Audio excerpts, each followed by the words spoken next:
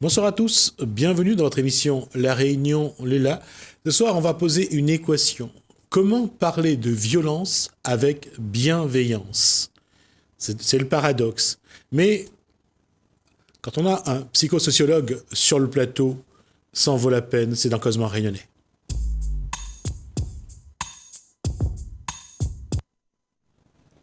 Bonsoir d'abord à Eva. Bonsoir. Vous êtes animatrice. C'est ça, de prévention. Attends, au CVIF. C'est ça. Alors, on va juste rappeler c'est quoi le CVIF, parce que j'ai totalement oublié. Vous savez ce que c'est ? Bien sûr. Je vous écoute. Alors, le CVIF, c'est le collectif pour l'élimination des violences intrafamiliales.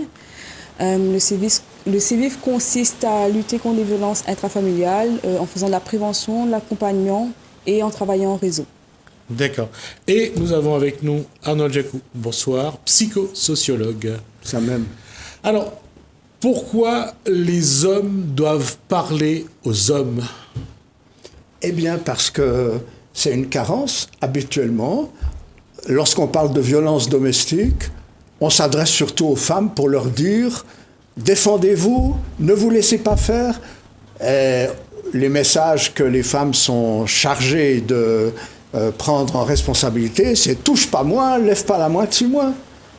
Mais si on est dans un système de violence ou de conflit, il y a au moins deux partenaires, deux interlocuteurs. Et c'est curieux que lorsqu'on veut prévenir les violences et les conflits, on ne s'adresse qu'aux victimes potentielles. Et l'autre interlocuteur, il est absent. C'est un fantôme. Parce qu'il y a deux problèmes à ça, et ça, le psychosociologue le sait très bien, c'est comment dire que quelqu'un est violent. Ça veut dire, c'est décider d'abord d'anticiper une violence qui est aléatoire. Et l'autre, c'est que c'est plus facile de parler à la victime que de parler au bourreau. Parce que le bourreau n'est pas dans dans l'attitude d'écouter. Alors, qu'est-ce qui est plus simple ? C'est de guérir une blessure ou d'essayer de guérir le mental de quelqu'un qui souffre et qui déverse sa souffrance sur les autres ? Eh ben, je trouve que c'est une bonne façon d'aborder le problème parce que, effectivement, d'abord, dans le projet Les hommes parlent aux hommes, nous ne souhaitons pas nous adresser uniquement à partir de la violence des hommes, mais à partir de la problématique générale que pose aujourd'hui l'évolution de la société et notamment l'émancipation féminine qui est continue depuis 70 ans dans nos sociétés avancées. Et nous souhaitons nous adresser aux hommes pour nous interroger ensemble avec eux, hommes avec les hommes, c'est quoi être un homme aujourd'hui dans cette évolution et dans cette déstabilisation des choses dont nous avons hérité. C'est de ça dont nous voulons parler. Maintenant, vous avez raison de dire, le problème de la violence, c'est d'essayer de comprendre le mécanisme qui y conduit. Lorsqu'une personne est violente ou lorsqu'une société est violente, on doit s'interroger sur la frustration qui est derrière, la souffrance, les carences, le manque. Et une société qui voudrait guérir la violence doit apprendre à traiter les carences, les souffrances et les frustrations. Il y a un souci, c'est comment demander à des hommes violents de guérir leur violence. Parce que quand on regarde l'histoire du monde, l'homme s'est servi de chaque contexte pour dominer la femme. Que ce soit au sein du ménage, que ce soit dans le travail, que ce soit dans la religion, l'homme a toujours défini un cadre qui le met au-dessus de la femme. Parce qu'apparemment, physiologiquement, il est toujours en dessous. Que voilà des propos sexistes et patriarcaux, monsieur Ramoudou. Nous n'en sommes plus là. Si. La société a évolué.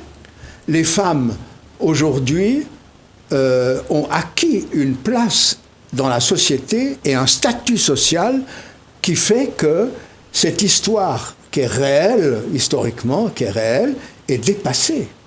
Pas partout, pas partout. Pas partout, nous sommes d'accord. Je parle de notre société que je considère comme une société occidentale avancée. Okay. Et dans cette situation-là, les rôles respectifs de l'homme et de la femme, dans la vie sociale comme dans la vie domestique, ont été bouleversés.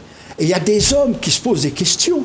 Il n'y a pas que des hommes qui, ne pouvant plus contrôler le comportement de leur compagne, ils imaginent de faire pression sur elle, de menacer, donc de devenir éventuellement violents. Mais il y a aussi les hommes qui se déresponsabilisent, qui disent « Puisque tu veux vivre ta vie, vis ta vie.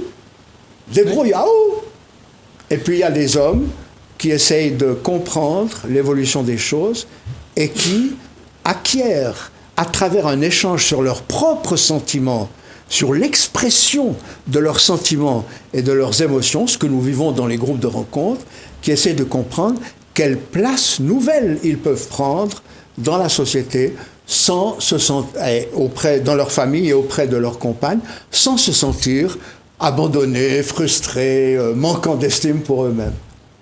Eva, dans le travail que vous menez, d'abord, comment la femme réagit par rapport à la violence ? Alors, il y a des femmes qui subissent, en étant victimes, qui subissent la violence de leur conjoint, par exemple. Et il y a des femmes qui se révoltent en disant je préfère partir, il faut que je m'en aille, il faut que je me sauve, il faut que je quitte tout ça. Est-ce que dans ce métier-là, on a déjà rencontré un homme victime de violences de femmes ? Oui, tout à fait, ça existe, oui. J'en ai eu l'occasion, moi, d'en rencontrer une fois, lors d'un reportage, mais dans votre travail, les hommes s'il y en a plusieurs, comment ils vivent leur maltraitance, la souffrance, la violence ? Alors moi, j'en rencontre pas personnellement, mais en tout cas, il est vrai que par le biais de l'association, on a très très peu d'hommes victimes de violences qui acceptent de venir, de se faire aider, de porter plainte aussi. C'est ce qu'on encourage. Lorsqu'on fait des préventions, on encourage en disant que un homme aussi a le droit de porter plainte. Mais c'est vrai qu'il y a vraiment très très peu d'hommes qui sautent le pas et qui le font. Combien d'hommes victimes de violences ? Je ne sais pas la quantité, mais je vais quand même parler de cette situation-là. C'est vrai que l'homme n'a pas envie d'aller se plaindre d'avoir été persécuté par une femme, par sa compagne. On est encore dans les héritages patriarcaux. Ceci dit, quand les hommes subissent la violence, il y a toutes sortes de violences. Et quand les hommes subissent la violence d'une femme, c'est surtout d'ordre psychologique et au travers des insultes qui tentent d'abaisser, d'inférioriser le mec, le garçon, ou alors c'est souvent, dans les enquêtes que j'ai faites, une violence d'ordre économique. Elle pique ma carte de crédit, elle va se servir avec ça. Ça y est d'hommes qui avaient accès à un revenu suffisant. Alors que dans notre société, réunionnaise notamment, le revenu aujourd'hui est souvent détenu par les femmes. Et la source du revenu, c'est la CAF. C'est plus le prestigieux chasseur qui part à la chasse pour amener de quoi nourrir sa famille. C'est fini, ça. Alors, justement, on sait que la femme, aujourd'hui, elle tient le ménage. Et d'ailleurs, les couples monoparentaux sont de plus en plus... monoparentaux sont de plus en plus nombreux. Est-ce que ça, quelque part, et je vais utiliser le mot, c'est peut-être un peu violent, est-ce que ça montre quelque part que la femme, de plus en plus, émascule l'homme ? Qu'elle fait quoi ? Émasculer l'homme. Au sens, bien sûr, théorique. C'est moi qui dois répondre ou c'est... À vous deux. Est-ce que quelque part, l'homme se sent diminué ? Je pense qu'il se sent diminué. Après, c'est pas forcément le cas. C'est plus que la femme prend sa place, que ce soit dans le travail, que ce soit dans la maison. La femme prend sa place et je pense que peut-être que l'homme se sent diminué, mais c'est pas forcément la femme qui veut que ça soit comme ça. On a vu que la femme, depuis 1945 surtout, avec le droit de vote, la création de la caisse d'allocation familiale, avec peu à peu, la loi a imposé la femme en politique, la femme prend sa place, comme vient de dire Eva. Est-ce que ça, quelque part, est-ce que l'homme se sentit diminué ou la femme est de plus en plus présente et ce qui est naturel? Je pense que généralement, et du point de vue sociétal, il y a un bouleversement des rapports entre hommes et femmes, ça c'est sûr. Du point de vue, par exemple, au plan politique, l'égalité homme-femme a été imposée par la loi. Par la loi. C'est la législation qui a décidé de la chose. J'ai envie de dire que c'est une bonne chose, sauf que on s'arrange toujours pour que sur les affiches, le mec soit un peu en avant et la femme un peu derrière. C'est comme ça. Ceci dit, dans les domaines, ce qu'on voit aujourd'hui, vous parliez tout à l'heure de la multiplication des maternités solitaires. Et ça, je pense que psychologiquement, ça peut être un problème, dans notre société en tout cas. Parce qu'on voit des enfants, des garçons, qui sont entre les mains des femmes de leur naissance jusqu'à l'entrée au collège.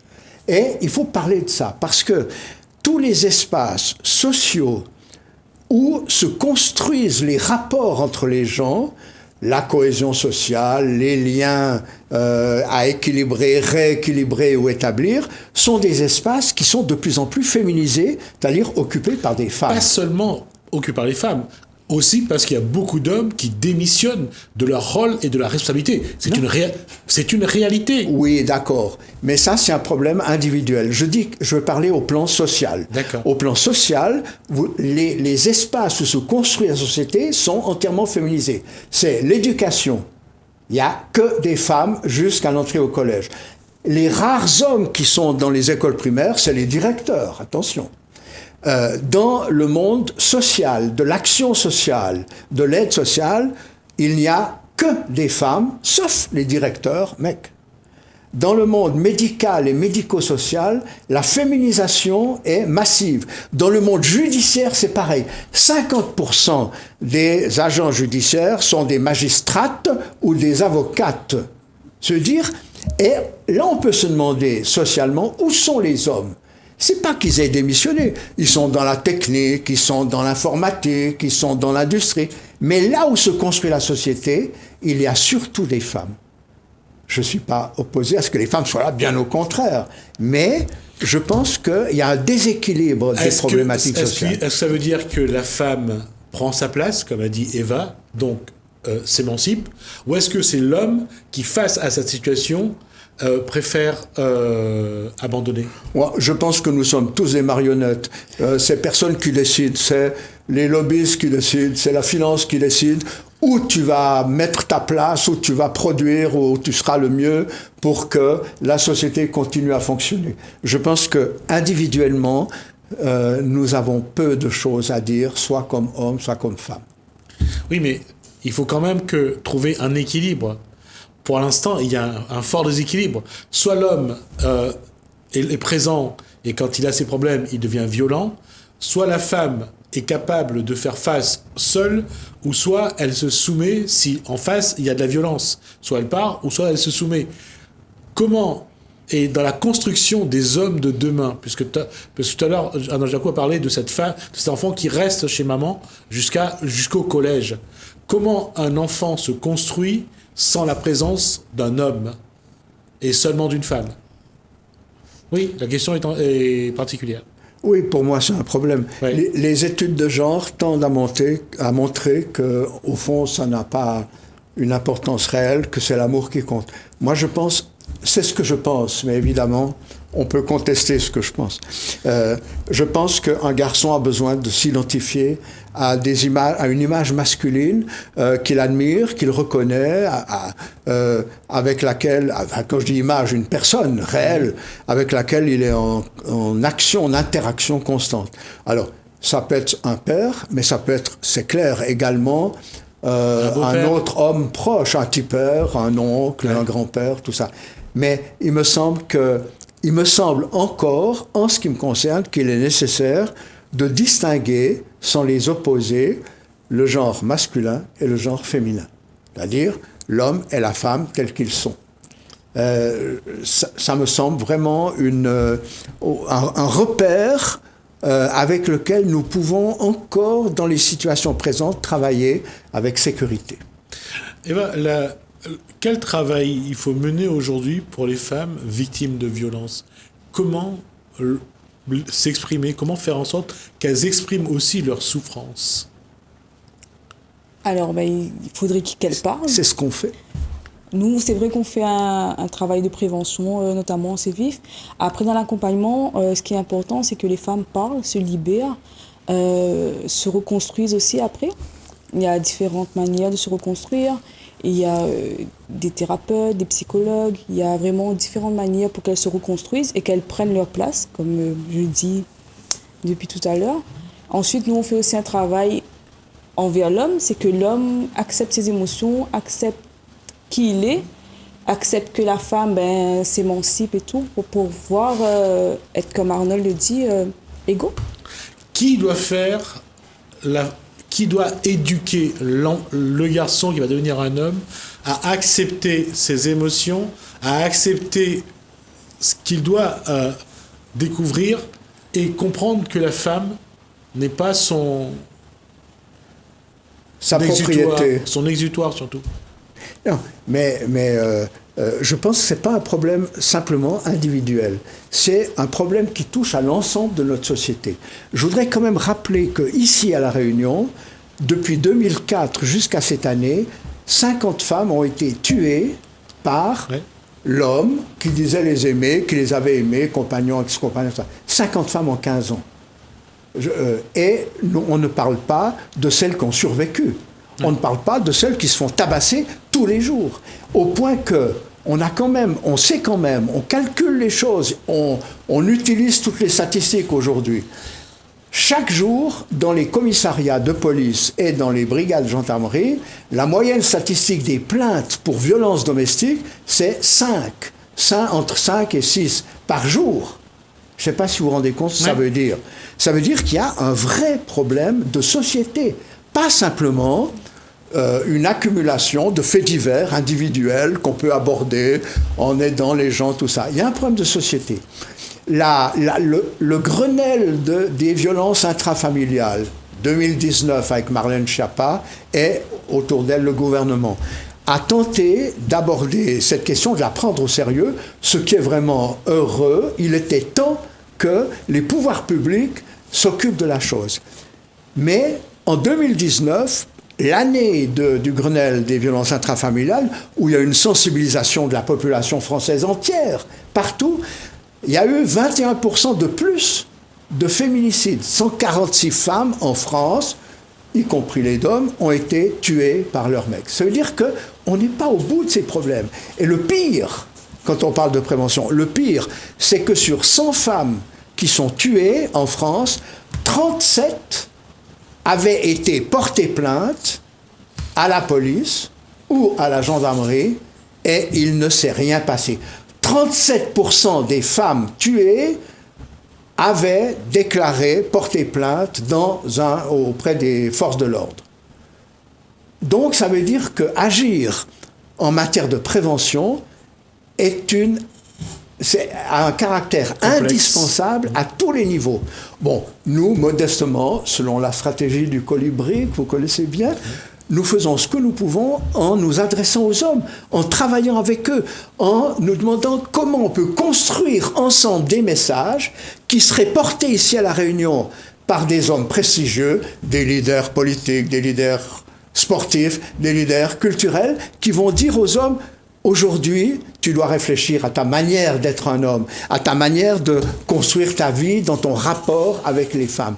Parce que tu ne peux plus compter sur les héritages patriarcaux. Tu dominais la vie et tu pouvais contrôler son comportement, même ses pensées et ses relations. Tu ne peux plus. Donc nous sommes en train de construire ces messages et nous comptons sur les médias pour pouvoir les diffuser largement ici à La Réunion. Et la question à laquelle on essaiera d'apporter quelques éléments de réponse la prochaine fois, c'est à quoi doit ressembler l'homme de demain? Parce que c'est vraiment la question. Et quoi qu'on en dise, il va falloir évoluer d'une façon ou d'une autre. Et ça, c'est le plus difficile. Alors, je vous remercie. Merci Eva. Merci Arnold Jacou pour cet échange En tout cas, on poursuit cette discussion et la prochaine fois, on essaiera de voir si on peut déjà faire un portrait robot de ce que ressemblera l'homme de demain. Merci à vous. On marque une pause. On se retrouve juste après.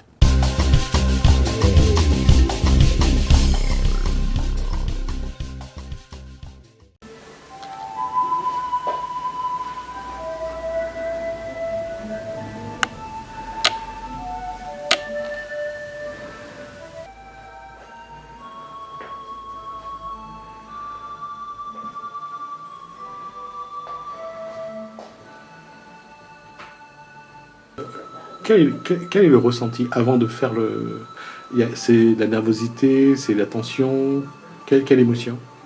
Alors déjà c'est le stress, quand j'arrive ici j'ai beaucoup de stress et après le massage je suis vraiment zen. Pendant le massage, comment on se relâche, comment on se détend? On se détend avec le massage, on sent qu'il y a quelque chose qui se passe. La confiance avec la personne qui fait le massage, c'est ça? C'est-à-dire qu'on se laisse, on laisse vraiment tomber, on se retient plus, on relâche tout le corps. On se laisse faire. On se laisse faire. Ouais.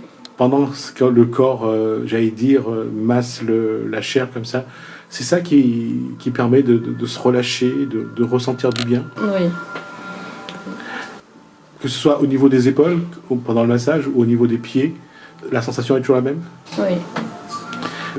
Pour vous, c'est quelque chose dont vous ne pouvez plus vous en passer? Non, je ne peux plus m'en passer. Ça fait la deuxième fois, donc comme je me sens bien, donc ça va continuer.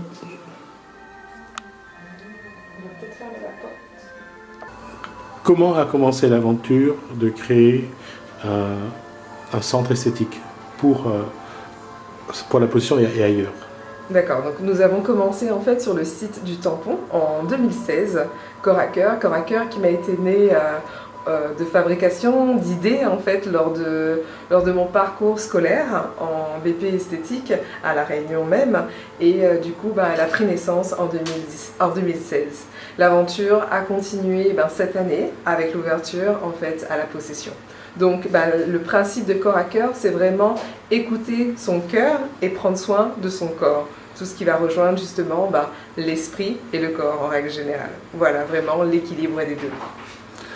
S'occuper de son corps, ou de son cœur, c'est prendre soin de son esprit? Oui, tout à fait. C'est prendre soin de son esprit, donc c'est vraiment de son temple, comme je dis, donc c'est l'harmonie des deux.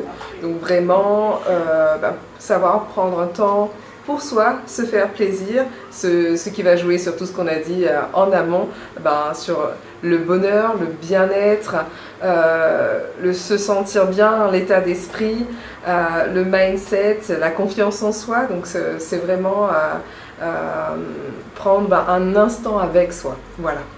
Cet instant avec soi que les gens prennent, est-ce que depuis vous avez commencé à aujourd'hui, est-ce que vous avez l'impression que les gens prennent de plus en plus soin de leur corps, de leur cœur et de leur esprit? C'est pas une impression, ça se voit de plus en plus. Les personnes ont pris conscience justement avec le rythme de vie qu'il y a aujourd'hui, justement l'importance de prendre soin de soi. Depuis la fin du confinement et les débuts du déconfinement, est-ce qu'il y a plus de monde que d'habitude dans le cabinet? Alors c'est vrai que juste après le Covid, il y a eu une certaine influence, donc de personnes qui avaient vraiment un besoin, notamment au niveau des épilations. Après 2 mois à la maison, c'est sûr que c'est la première chose à laquelle on pense. Certains avaient besoin aussi de bien-être, de soins du visage ou de soins qu'ils avaient à l'habitude, même on peut le voir aussi au niveau de l'onglerie. Mais c'est vrai qu'il a fallu peut-être pour d'autres personnes une prise de conscience, c'est-à-dire le fait d'avoir pris le rythme de la maison, se dire je suis bien, pourquoi être présentable, peut-être ceux qui étaient proches du travail, donc il y a eu peut-être un laisser-aller. Et aujourd'hui on le voit encore plus justement que la recrudescence, se dire mais mince, je me suis oubliée ou j'ai pris un stop pour moi, il faut que je recommence ce rythme. Donc on voit justement une nouvelle vague, je dirais, de fréquentation en lieu d'esthétique. On va pas se mentir, avant on prenait soin de son corps, c'était pour être beau ou belle à l'extérieur. Aujourd'hui, le lien avec l'intérieur, avec l'esprit, avec l'âme est de plus en plus présent. Oui, c'est de plus en plus présent parce que les clientes, les personnes ont pris conscience justement du bien-être que ça a apporté. Donc on prend vraiment un repos, on prend vraiment un plaisir, une joie. Et ça, aujourd'hui, les clientes ont bien compris que c'est pas uniquement pour la beauté. Voilà. Quand on vient se faire un massage, c'est pas pour paraître après, mais c'est vraiment beaucoup plus profond. Et la question généralement qui divise les deux sexes, l'homme aujourd'hui devient une femme dans l'esthétique? Non, je dirais pas l'homme devient une femme dans l'esthétique quand même. Il va falloir garder leur part de virilité. L'homme a compris le besoin de se faire plaisir, choyer, chouchouter, le bien-être également parce que nos hommes aujourd'hui ont aussi ce stress. Je veux dire, les hommes sont aussi des papas, des personnes qui travaillent, ils ont une tension musculaire, des sportifs. Donc ils ont aussi ce besoin de bien-être comme toute femme. Ils n'ont pas besoin de devenir une femme, monsieur Amadou. Donc du coup, aujourd'hui, on a eu 2 hommes quand même, donc ils sont venus se faire masser. Donc ça reste quand même un plaisir pour eux et une détente, bien évidemment. Et aussi une propreté pour ceux qui aiment les épilations et notamment les soins du visage. Donc ils ont aussi besoin de s'entretenir. Ils ont compris le besoin aussi peut-être d'avoir un côté d'entretien en tant qu'homme, que ce soit à travers le travail, pour sa femme, pour soi. Donc ça aussi, il le préconise. Voilà. Un homme qui vient prendre soin de son corps dans un institut de beauté ne court aucun risque de laisser sa virilité sur la table? Non, il ne court aucun risque. Il n'y aura aucune virilité à perdre, il pourra repartir avec.